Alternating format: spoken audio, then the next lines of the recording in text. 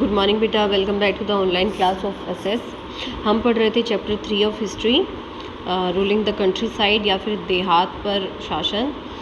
Britain turns to India, अंग्रेज़ों का भारत की तरफ रुख, या फिर अंग्रेज़ किसके लिए, स्पेशली फॉर इंडिगो। ठीक है। Faced with the rising demand for Indigo in Europe, the company in India looked for ways to expand the area under indigo cultivation. From the last decades of 18th century, indigo cultivation in Bengal expanded rapidly, and Bengal indigo came to be dominate the world market. By 1810, the proportion of indigo imported into Britain rose from 30% to 95%. अब हमने पहले पढ़ा था कि industrialisation होने के कारण Europe में इंडिगो की डिमांड बहुत तेज़ी से बढ़ रही थी, इसलिए भारत में जो कंपनी थी उसने क्या किया, उसने भारत में इंडिगो कल्टीवेशन बढ़ाने के तरीके अपनाए। उसने 18th सेंचुरी के जो लास्ट डिकेड थे उनमें जो बंगाल है उसमें तेज़ी से इंडिगो कल्टीवेशन या फिर इंडिगो की खेती बढ़ने लग गई। बंगाल से जो इंडिगो आता था उसने विश्व के मार्केट पर पूरी तरह अधिकार कर लिया, या फिर कह सकते हैं जो बंगाल का इंडिगो था पूरे विश्व के बाज़ार पर छा गया। और 1810 तक आते आते बंगाल से जो इंडिगो इंपोर्ट करता था ब्रिटेन, वो कितना 30% से 95% तक पहुंच गया। Attracted by the prospect of high profits, numerous Scotsman and Englishman came to India and became planters. Those that had no money to produce indigo could get loan from the company and the banks that were coming up at the same time. अब देखो, उच्च लाभ कमाने का जो भी इरादा लेकर बहुत सारे स्कॉट्समैन मतलब स्कॉटलैंड के आदमी और इंग्लिशमैन मतलब ब्रिटेन के जो लोग थे वो भारत आए और यहाँ आकर वो प्लांटर्स बन गए, मतलब वो क्या उगाने लग गए, इंडिगो की खेती में लग गए।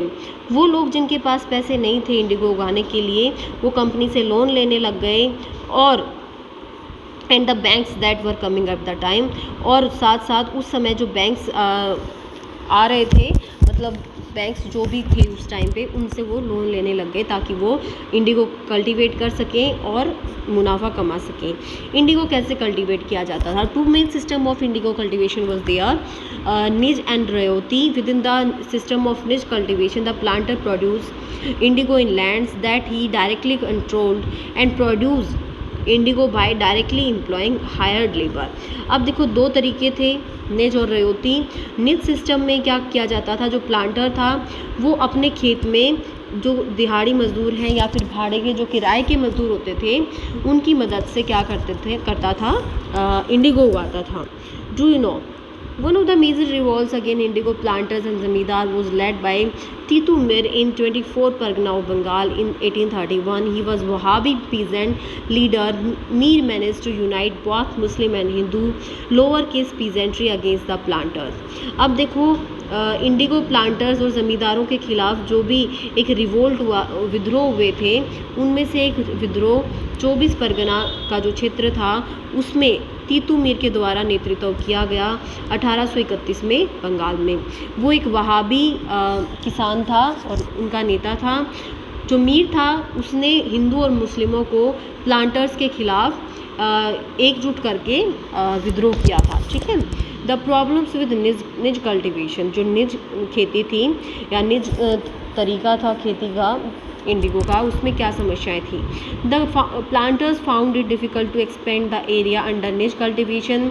Indigo could be cultivated only on fertile lands and these were already densely populated. Planters needed large area in compact blocks to cultivate indigo in plantation. They attempted to lease in the land around the indigo factory and evict the peasants from the area, but this always led to the conflicts and tension.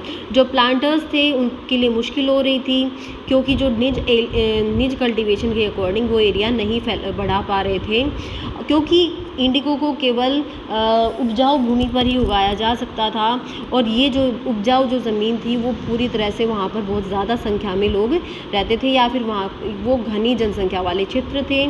उनको बड़े बड़े areas होते थे जिनको blocks में divide किया जाता था इंडिगो प्लांटेशन के लिए या फिर उनकी रोप लगाने के पौध लगाने के लिए। उन्होंने अब जो प्लांटर से निज कल्टीवेशन के अकॉर्डिंग वो क्या करते थे, ज़मीन लीज़ पर लेते थे या किराए पर लेते थे, ठीक है, या फिर जो किसान थे उनको उनकी ज़मीन से खदेड़ दिया जाता था या निकाल दिया जाता था, जिसके कारण बहुत सारे विवाद होते थे। A large plantation required a vast number of hands to operate and labour was needed precisely at a time when peasants were usually busy with their rice cultivation. अब जो इंडिगो प्लांटेशन था उसके लिए बहुत सारे हैंड्स, मतलब बहुत सारे लेबर की ज़रूरत होती थी एक ही समय पे, लेकिन इस समय जो लोग थे वो राइस कल्टीवेशन में या फिर चावल की खेती में भी व्यस्त होते थे। निज cultivation on a large scale also required many plots and bullocks. Investing on purchase and maintenance of plows was big problem, nor could supplies be easily got from peasants since their plows and bullocks were busy on their rice fields. अब निज cultivation में बहुत सारे हल और बैलगाड़ियों की ज़रूरत होती थी, बैलों की ज़रूरत होती थी। अब इनको ख़रीदने के लिए जो या फिर हलों को मेंटेन करना बहुत बड़ी प्रॉब्लम थी। ना तो उनकी सप्लाई मिलती, ना तो बुलॉक्स मिलते थे और ना ही हल मिलते थे, क्योंकि ये सभी जो राइस फील्ड्स थे उनमें बहुत बिजी होते थे। Till the late 19th century planters were therefore reluctant to expand the area under niche cultivation. Less than 25% of land producing indigo was under this system. The rest was under an alternative model of cultivation, the Rayoti system. अब 19th century ख़त्म होते होते जो planters थे वो निज cultivation के according अपना जो एरिया था उसमें बिल्कुल भी वो उसके इच्छुक नहीं थे। लेस देन 25% ऑफ लैंड, जो ज़मीन का 25% से भी कम हिस्सा वो इस सिस्टम में आता था। जो बाकी सिस्टम था वो जो बाकी ज़मीन थी वो दूसरी तरह की कल्टीवेट किया जाता था। दूसरा जो सिस्टम था वो रयोती सिस्टम था।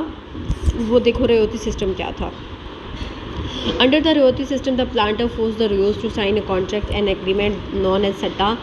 At times, they pressurized the village headman to sign the contract on behalf of the Rayos. Those who signed the contract got cash advances from the planter at low rates of interest to produce indigo. Rayoti system के according जो planters थे वो किसान को contract sign करने के लिए force करते थे, जिसको सट्टा कहा जाता था। कई बार वो गांव के मुखिया को फ़ोर्स करते थे कि वो किसानों की तरफ से कॉन्ट्रैक्ट साइन करें। वो लोग जो कॉन्ट्रैक्ट साइन करते थे उनको एडवांस में पैसे मिलते थे प्लांटर्स से, और ये पैसे बहुत ही कम ब्याज पर दिए जाते थे।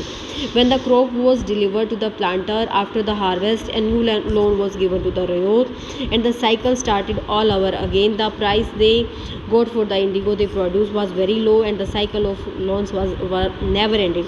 अब देखो यहाँ पर भी उन्होंने क्या किया, एडवांस में पैसे दे दिए हैं, ठीक है, जिसका उनको इंटरेस्ट भी देना हो रहा है। जब क्रॉप डिलीवर हो जाती है तो क्या होगा, उनको फिर से हार्वेस्टिंग सीज़न के बाद फिर से कल्टीवेट करना है या बुआई करनी है, तो किसानों को फिर से लोन लेना पड़ेगा, और एक जो साइकिल है लोन लेने का शुरू हो जाता है। और जो प्राइस यहाँ पर इंडिगो के उनको बहुत ही कम कीमत मिलते थे, और इस तरह जो लोन्स थे वो कभी नहीं चुका पाते थे। The planters usually insisted that Indigo be cultivated in the best soils in which peasant prefer to be cultivate rice. Indigo exhausted the soil rapidly. The land could not be sown with rice. जो planter थे वो रेयोट्स को या किसानों को force करते थे Indigo को उस ज़मीन पर बोने के लिए जो सबसे ज़्यादा उपजाऊ है, जिस पर किसान चावल बोना ज़्यादा पसंद करते थे। इंडिगो ज़मीन की जो उर्वर क्षमता थी उसको तेज़ी से ख़त्म कर देता था, और बाद में उस पर चावल भी नहीं उगाया जा सकता था। ये रयोती सिस्टम था, इतना ही है। आगे के पढ़ेंगे ब्लू रेबिलियन, कल पढ़ेंगे, ठीक है। यहाँ तक पढ़ो, डाउट है तो डाउट सेशन में क्लियर करें। तो keep studying and have a nice day.